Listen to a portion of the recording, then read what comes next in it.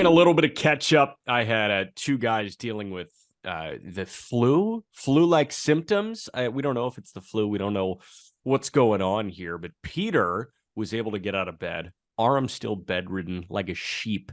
But Peter, thank you for getting up. It's 10:15 Pacific, and you're out of bed. How do you feel about that? Yeah, I mean, I don't deserve a parade or anything. Like, I think deserve. you do. Yeah, I mean, I deserve, like, this is big to sit in front of a microphone and talk about baseball while you're not feeling 100%. Like, yeah, it's impressive. Do I deserve like a round of applause? I don't think so. But do I deserve a pat on the back? Definitely. Do I deserve some compliments? Yes. Yeah. Not a parade, though. I'm here to work. I get it. Do you deserve 4 years, 90 million, or 9 years, 360 million? Probably the latter, or at least close to it. Yeah. So we got to talk Xander. We got to talk Yoshida. We got to talk Brandon Nimmo and David Robertson. We have to talk Victor Reyes going to the White Sox on a minor league deal. We also have a conversation with Taylor Davis coming up about half an hour into the pod for the back half hour. But before we do any of that, I got to eat shit on my Judge thing, don't I? Yeah. I think it's less about Aaron Judge, the player, and less about Aaron Judge, the contract. And I think it's more about you. Yeah. Because I think it's two things. You either want me to be upset, and I think that's the biggest thing, or you have a genuine dislike for the Yankees.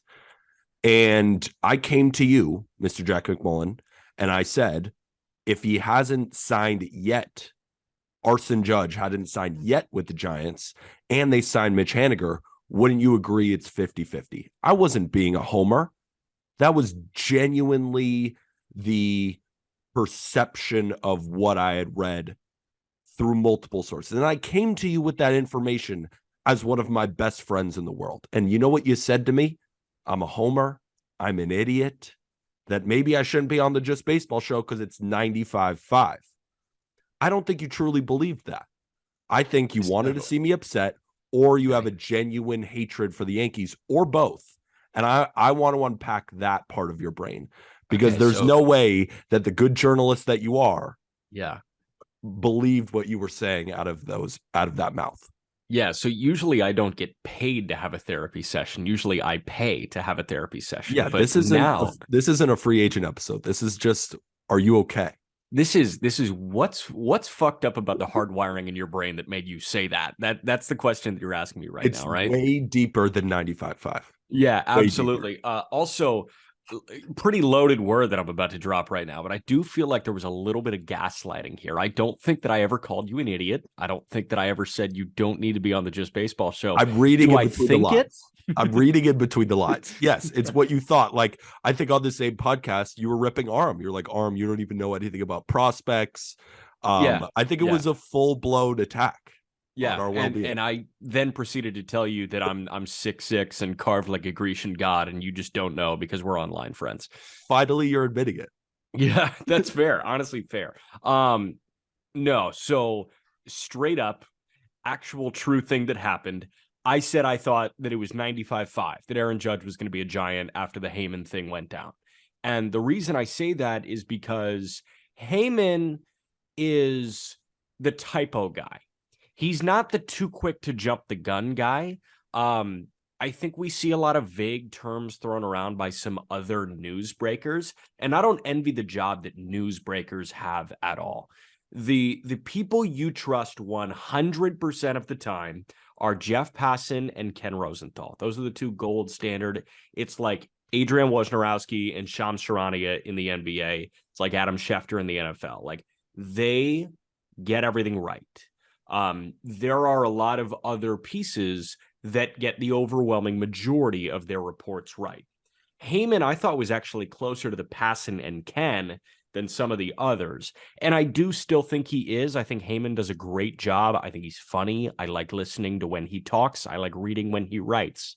I thought that he was connected enough to know that it was going to be a sure thing. And I thought that he was going to be able to go through that internal vetting process before tweeting that out because you know it's going to catch fire. So even if it wasn't across the finish line, I thought like their big toe was about to cross. You know what I mean? I thought it was done. Like we're just waiting on official word. But this is very Dewey defeats Truman. This is very Al Gore, George Bush, on a much less impactful scale for the greater scheme of society. But yeah, I will absolutely eat that one. I thought it was sure thing. If Heyman's saying it, it's going to happen. And then all of a sudden it didn't happen. I also saw a report today from a couple of outlets, and I can't attribute it to an individual because I think I saw one of the Bleacher Report accounts pick it up. And apparently Aaron Judge was citing his desire to have his legacy cemented over like largest contract value. So that tells me a lot. That tells me that if he was going into free agent conversations saying my legacy to me is more important than the money, he was going to be a Yankee. That's why I came into the conversation with you saying that, because when Arson Judge got announced and even he fixed the typo and said Aaron Judge appears headed to the Giants, I thought there was real validity to that. To your point, like Heyman broke the Bogaerts deal, which we're going to talk about in a minute. Heyman breaks deals. There are typos here and there. Understandable. It makes it funny and it makes it easy to jump on the guy. But at the end of the day, he has over 800,000 followers on Twitter for a reason. He is one of the best insiders in the sport. So when I came to you and we were talking, I said, if that was the case, wouldn't have it been announced 45 minutes later? Maybe he jumped the gun. Maybe it wasn't written yet, but we were still waiting. And I also, there was a point to it too, with a report that came out that said that the Yankees might not have a chance to counter the offer. And I thought that's bullshit. No way the Yankees won't have an opportunity to at least match an offer from a Giants or a Padres. And I was listening to the Michael Kay show and he broke it down, and it was kind of very similar because he said Hal really pulled a George Steinbrenner. And Bernie Williams back in 1998, the Yankees offered him an extension. So he already had 2 World Series championships with the Yankees, but he had about $80-ish million on the table from the Red Sox. And George called him and said, do you want to be a Yankee? And Bernie said, yes.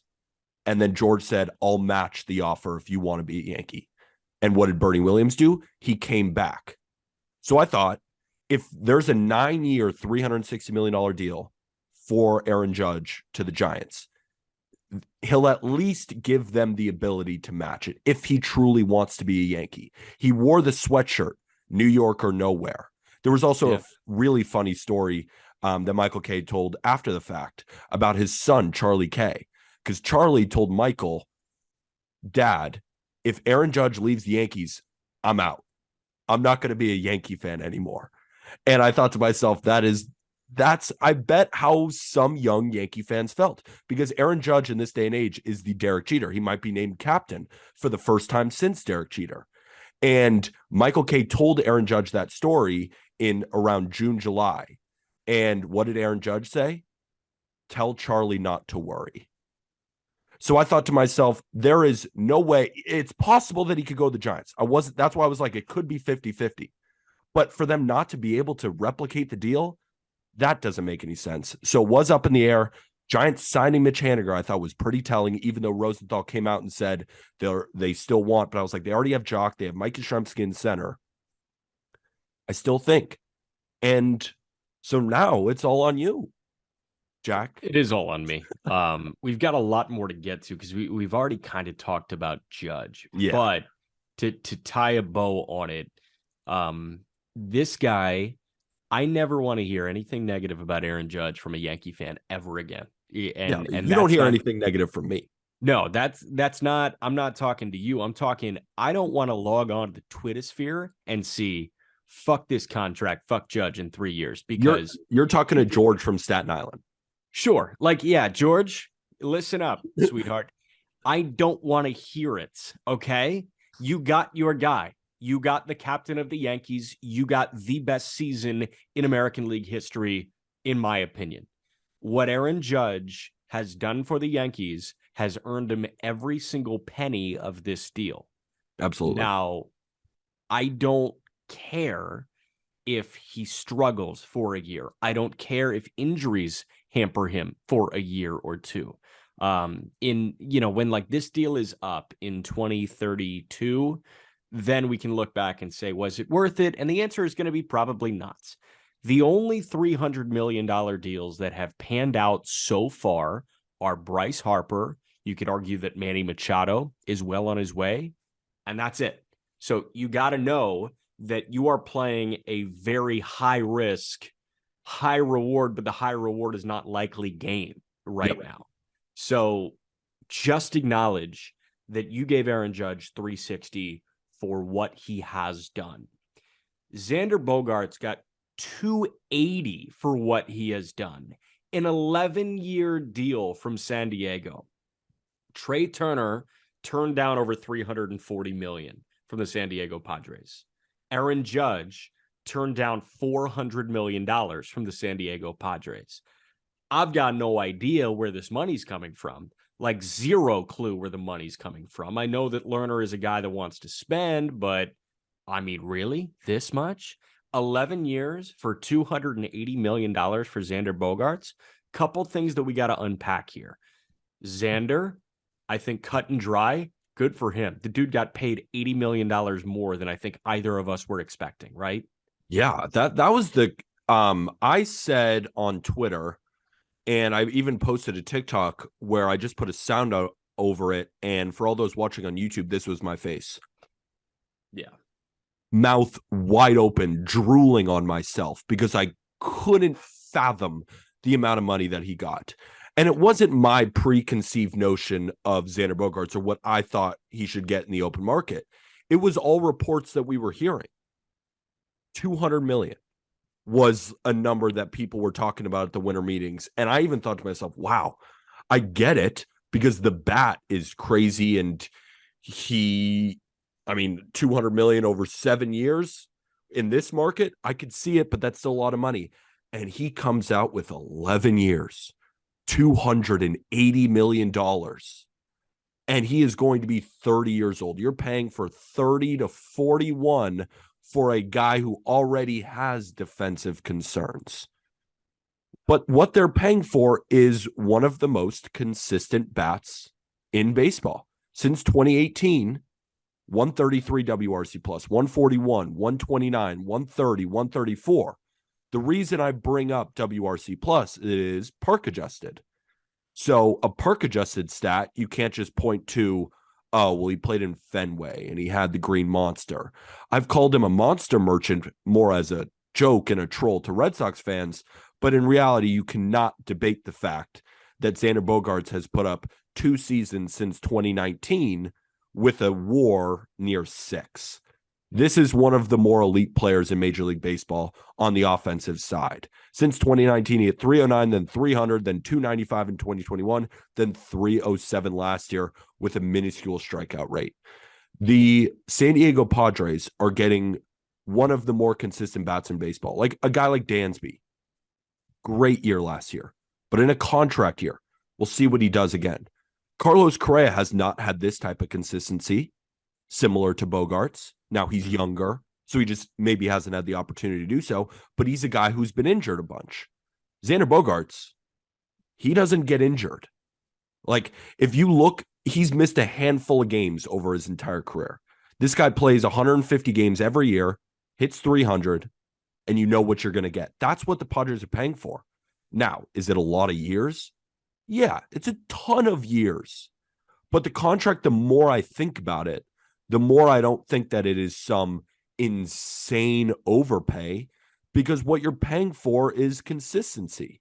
You don't think that Bogaerts is just going to drop off the face of the planet. Defensively, he might, but they aren't relying on him to play shortstop. They have 2 of them already. No, he can DH for the back half of this year, or of this deal. And he's going to rake. Like, you're paying $25 million per for a dude who's going to rake. Yeah. Now, is he going to rake from age 38 to 41? No. Probably not. Probably not. But what will $25 million look like in 2032? That'll probably $10. that's probably going to be what Nick Ahmed is still making. Yeah, naturally. Naturally. Do want to correct something. I said Lerner as the owner of the Padres. Seidler. Lerner is the owner of the Nats. Peter Seidler is the owner of the Padres. So you got Soto on the brain and his $600 million contract. Yeah, sorry about that. Did want to double back and correct that. But yeah, I mean, couple things to unpack, and I think you did a really good job unpacking this. For Bogaerts, good, he got paid. For the Red Sox, that sucks that you let your guy go. You were never going to match that contract, but based on what we've been able to read over the last couple of days, it does seem like Boston had every chance to tie him up, and they did not do it. We've had that conversation constantly over the season and at the beginning of the offseason, but this is a major knock on Bloom. It's a major knock on Henry, and it's a major problem for the Boston Red Sox because Rafi Devers just watched all of this unfold. And the chances are he's going to say, F you guys, I'm getting out as soon as I possibly can. I really believe that is the case now, because not only has he seen Mookie Betts walk, but he's also seen Xander Bogaerts walk. And Mookie was traded, but for pennies on the dollar of what Mookie Betts was truly worth. It was Verdugo, Jeter Downs, and Connor Wong. And Verdugo, good player, won't ever amount to Mookie Betts. Jeter Downs, we'll see. Won't ever amount to the league. Yeah, like Downs and Wong, like we'll see what they turn into, but that trio will never sniff a quarter of the production that Mookie Betts is going to give the LA Dodgers over the next 6 years. So that's a major problem for the Red Sox. The second major problem now is Xander Bogaerts leaving. And I don't need to spend any more time on this. The Red Sox really fucked up. We'll talk about Masataka Yoshida in a moment. For the Padres, I've never seen a team go more all in. Like you could say that the Dodgers go all in like this. You could say that the Mets are going all in like this, but the Mets had a bedrock to build on. Think about that. And the Dodgers had a bedrock to build on. You know, we're talking about Mookie Betts, who was acquired via trade. Freddie Freeman was a high ticket free agent, but so many more of these guys are homegrown talents. Urias is a homegrown talent. Buehler, when healthy, is a homegrown talent. Kershaw, been around for a long time, but is a homegrown talent. You know, the success that you will see from the LA Dodgers, a lot of it's homegrown or acquired via trade, not big ticket free agent. Freeman is the exception. With the Mets, Scherzer and Verlander are big ticket free agents. Brandon Nimmo, yes, re-signed, but is a homegrown talent. Pete Alonso, McNeil, homegrown talent. Francisco Lindor, he was a trade and an extension. So the Padres are building in a way that is unique because they have handed out now a $300 million free agent deal to Manny Machado, a $280 million free agent deal to Xander Bogaerts. They have handed out a $340 million extension to Fernando Tatis Jr. They have traded their entire farm for Juan Soto. They've traded 2 top 10 prospects in the organization for Josh Hader. And they have signed Joe Musgrove to an $100 million extension who they traded for. So you're looking at a team that has has grown Tatis, and I think that's it in terms of the contributors. Was Robert Suarez homegrown? No, he wasn't. But he's a setup guy. Yeah. No, I mean, you got to love it, though, if you're a Padres fan. Yeah, no, I mean, you're going all in. He is pushing the chips all into the middle and saying, we went to the NLCS. We are not a team that got here by luck. We are a perennial favorite. And he believed that we are still a piece away. And they had money to spend. And they locked in on who they probably thought they were paying for consistent hitting. You know, they were looking at Aaron Judge, consistent hitting. They were looking at Trey Turner, consistent hitting. And who'd they get? Xander Bogaerts, consistent hitting. They didn't go after Dansby. They didn't go after Cray, and that's not saying that Cray is inconsistent, but he has, you know, he averages about 120 games a year. And I think the first thing that you think about when you think about Carlos Correa is glove. Yeah. They are going after the consistent bat. They probably had these 3 guys circled and said one of them is going to get paid by us. And we might have to overpay, but that's the name of the game here. That's how we add. And it's worth it for us to prolong the contract because, like, if I'm sure they would have rather done 11 for 280 rather than 7 for 280 or 7 for 260 or something like that. If we're looking at tax thresholds, because they're certainly going to be near one. So overall, it's an incredibly shocking deal. But the more you look at it and the more you look at this market, now with the collective bargaining agreement signed, owners are much more confident that the market is going to be more robust with new TV contracts and all that kind of stuff. Yeah. We're just in a new market, and we have to understand that, as a regular person like you and I and all of the tens of thousands of people who listen to the Just Baseball show, it's hard to conceptualize that a player could get this much money. But we're in a market now that doesn't make any sense. Like, it makes sense, but it doesn't to you and I and all those listening. First of all, thank you for listening. I love you. Appreciate it. No, it's NBA money, right? And NBA money, like, who is a max guy? And there are guys that are going to get paid like max guys that aren't max guys. But not even that. Look at the mid-level. Look at Taijuan Walker. Yeah, I mean, look at Ion. a Taijuan Walker. How about a Masataka Yoshida, who's coming over, 28 years old, have no idea what he's going to do. Seiya Suzuki, 5 for 85 last year from the Cubs. Yoshida, 5 for 90 from the Boston Red Sox. So the numbers are inflated. There's a lot of stuff out there. Kylie McDaniel apparently talked to 10 sources that said the Red Sox might have paid double than what Yoshida is deemed worth. But in this market, I don't know if this is an overpay, and I don't want anybody coming to me and saying this was a massive overpay before he swings a bat in a major league game. I cannot hear it, because there's a chance that he is worth $90 million. There's a large chance that he's not, but how many people on this planet are worth $90 million that play a sport? Yoshida, again, this year is a 28-year-old in Nippon Professional Baseball, which is the second best professional baseball league in the world, only behind Major League Baseball. Yeah. In 121 games. Before you continue, like, let's put this into perspective. Like, the NPB is better than AAA. Yes. Like, it's as close to Major League Baseball as possible. That's why me and many included were so incredibly excited about Seiya Suzuki. He was a little bit banged up. He played 111 games, but he hit around 260, OBP around 340, slugging around 450-ish. Had a 2-WAR, 116 WRC plus.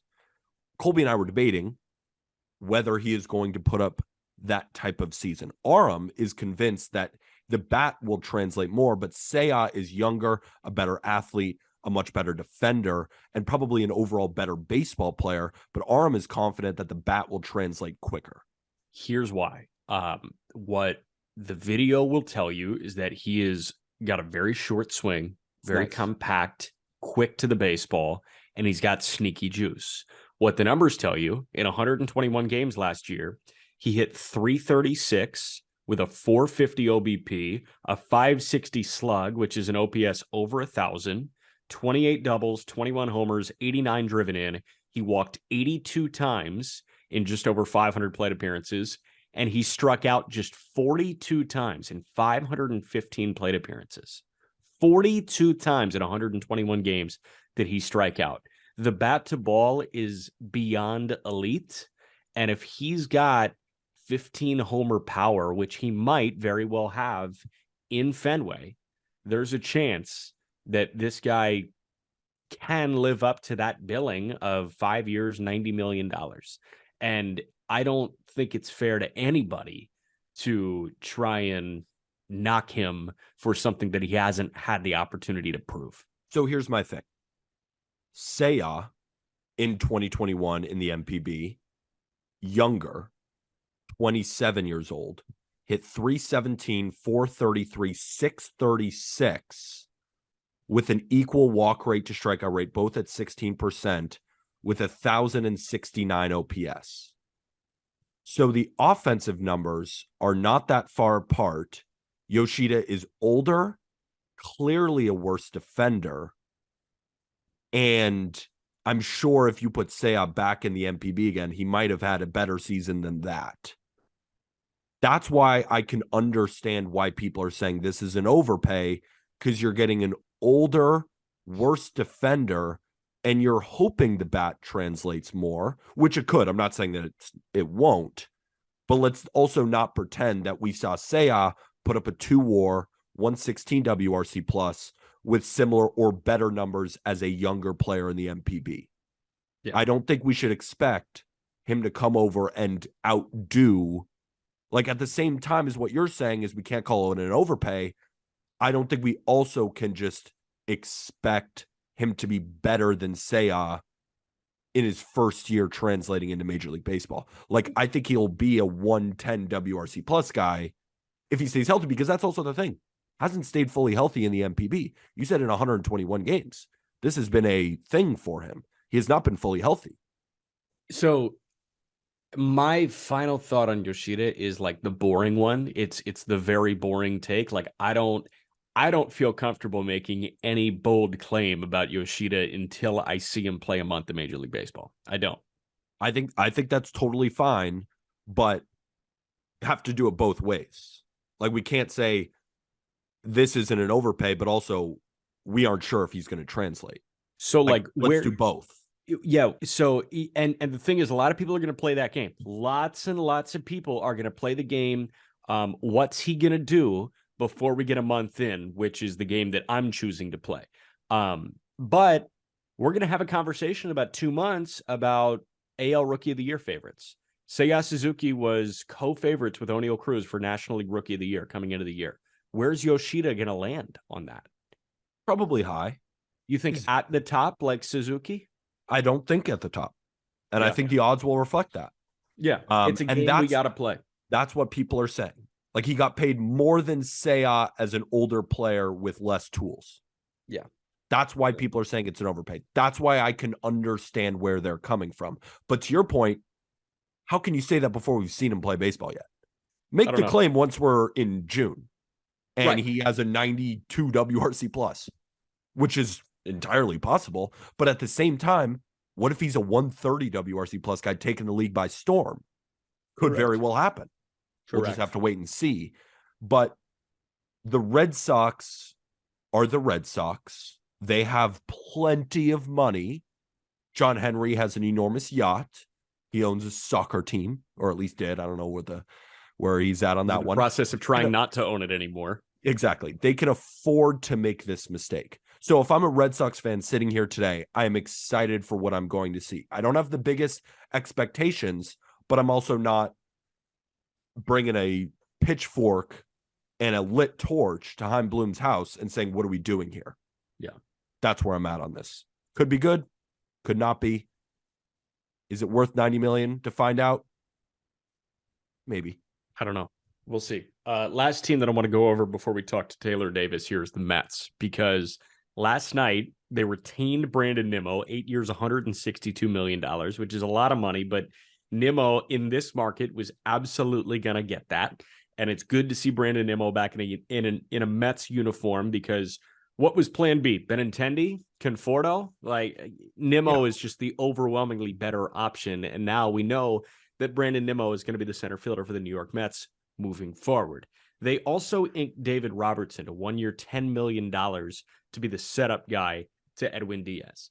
Let's start with Robertson, because that's the smaller one. My only takeaway comes from what our guy, managing editor Ryan Finkelstein, was saying on a Twitter space last night, along with a couple of his Locked On Mets folk.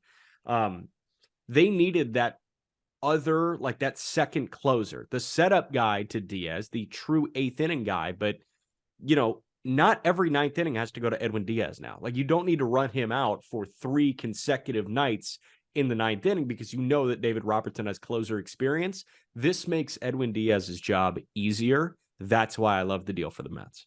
I mean, I like it. I don't love it. They're losing Ottavino. It's not like you're adding Robertson to a bullpen with Ottavino also. Yeah, but Robertson can close. Do we know Ottavino can close?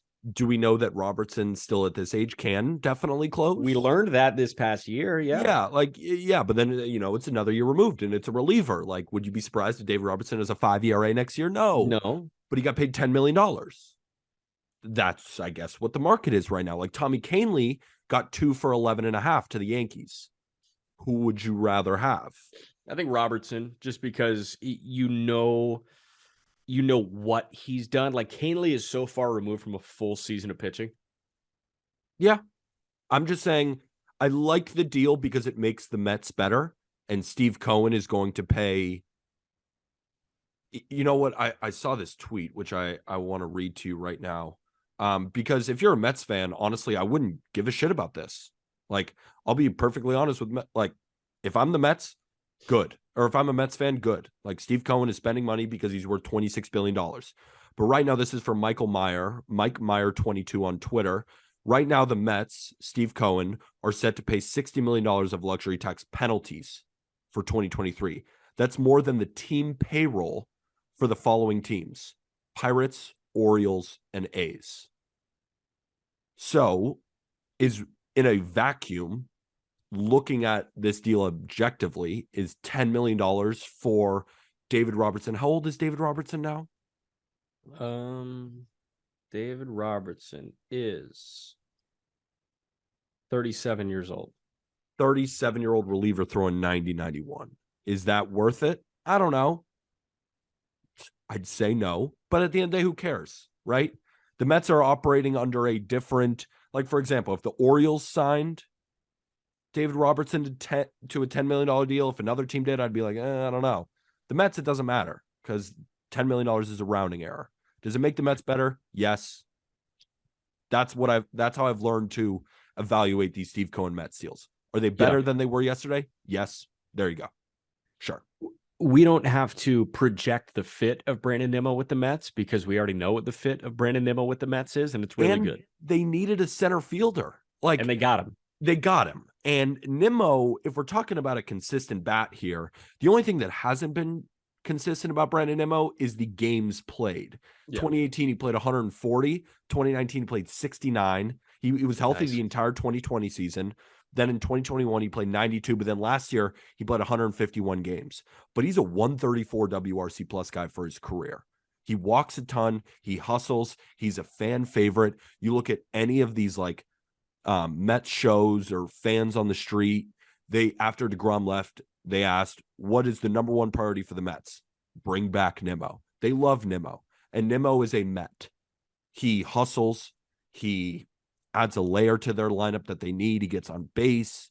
He's athletic. He makes big plays in the outfield. I was in the stadium when he robbed that home run. He is a fantastic player. The pride of Wyoming. Cheyenne. And I'm glad that they re-signed him. Yeah. Is it a lot of money? Of course it is. But at the end of the day, so was Edwin Diaz. Does it matter? Not really. That was probably the market. They didn't offer him 8 years, $162 million when everybody else was at 5 for $100. There was clearly other offers on the table. And they got their guy. He's going to turn 30 right before opening day. Nobody cares. Like that's the thing. If you're paying a 41-year-old Xander Bogaerts, if you're paying a 41-year-old Trey Turner, then you're willing to pay a 38-year-old Brandon Nimmo. And you have just confirmed that Nimmo is going to spend the entirety of his career with the New York Mets. He was drafted 11th. Yeah, he was drafted 13th overall in 2011 out of high school in Wyoming by the New York Mets. 2011 is when he entered the Mets organization. Now he's not getting out till 2030. Think about that. That's awesome. A long time to be with one organization, and that is excellent for Brandon Nimmo. It's excellent for the New York Mets. They've got their guy. Yeah. Think about it like this. He basically got a 7-year deal for $150 million, and Steve Cohen probably gave him 8 for $162 as like, you've been our guy. Think about it like that. He gave him a little $12 million bonus in a year saying, you've been a dog for us. We love you. You're fully healthy last year. If you just stay on the field, you're going to be one of the best center fielders in the game. We need a center fielder. Come home. And he said, yes. I like it. Damn right. We will send you into the weekend with the Taylor Davis conversation. But first, quick shout out to Pat Hughes, who I grew up listening to, who was selected as the Ford Frick Award winner, which is the broadcasters wing of the Hall of Fame. won the Frick Award, the radio voice of the Cubs for the last however many years. The dude was the soundtrack to baseball growing up. I call baseball on the radio. It's very fun to listen to Pat Hughes and know that that is the gold standard. If you sound like Pat Hughes, chances are you're really fucking good. And Pat Hughes has been really fucking good for a really long time. So very happy to see him get his rightful spot in Cooperstown. You ever listen to Pat Hughes? I've not, but frick yeah. Pat Frick Hughes. yeah. Damn Frick right. yeah. The Ford Frick Award. Frick yeah. Frick So plug the merch now, and then we'll end with Taylor Davis. Well, you're wearing the merch. Definitely go get yours. The link is in the episode description. It is the best way to support this podcast. Get yourself a Just Baseball hat, a sweatshirt. It is still cold outside. You don't have enough sweatshirts in your closet. Be honest with yourself. Do you have enough athletic long sleeve tees in your closet? No. I would venture to say that you don't. Go get one. Just Baseball merch. It's in the episode description, or you can search it on Google. You search Just Baseball merch. You'll see our Shopify, and get yourself yours. Follow us on our social channels. Our Twitter is coming back, believe it or not. We'll have more information on that next week.